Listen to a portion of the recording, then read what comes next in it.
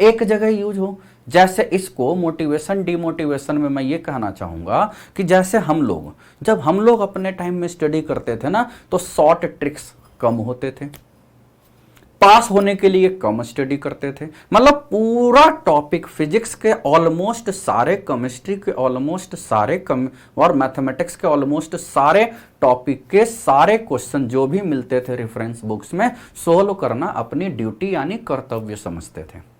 अब जो इन पिछले 10 साल से क्या हुआ है, मैथमेटिक्स जेईई मेन में टफ आता है।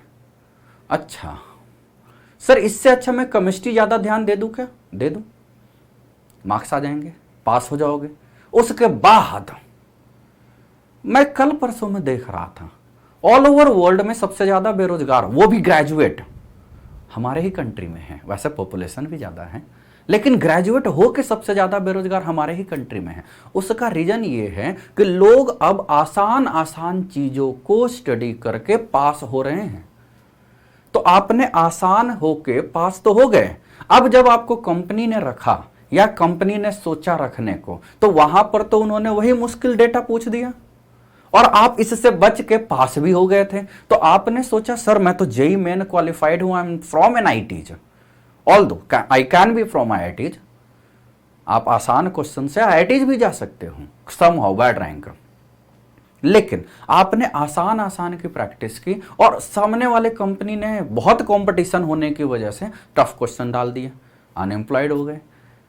तो डेटा बहुत मिसमैच कर रहा है, डेटा बहुत मिसमैच कर रहा है। अब हम लोग क्या है ना, 2 महीने में भी जेईई मेन करना चाहते हैं, 2-3 महीने में भी जेईई एडवांस करना चाहते हैं। तो आप स्कोरिंग सब्जेक्ट को ज्यादा रीड करके कर लेते हो, बहुत अच्छी बात है, लेकिन आगे चल के वही दिक्कत हो जाती है और आप अनएम्प्लॉयमेंट के डेटा को इंक्रीज करते हो, है कि नहीं? तो इस पर सोचना चाहिए कि हम क्या करके, भाई आपको फिजिक्स केमिस्ट्री मैथ्स तीनों में उसी लेवल के, जो लेवल पूछे जा रहे हैं उस लेवल तक आपको पहुंचना था।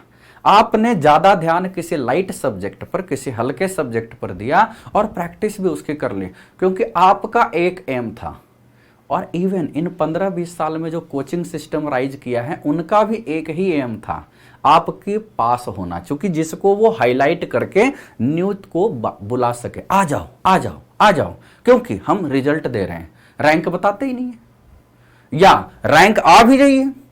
अब क्या है ना, बहुत सारे बच्चे मैथमेटिक्स को एकदम लास्ट पोर्शन में, यार इससे तो क्वेश्चन होता नहीं है, वो छोटा मोटा डिफरेंस है, कहीं ना कहीं तो जाके निकलेगा, कहीं ना कहीं, है ना।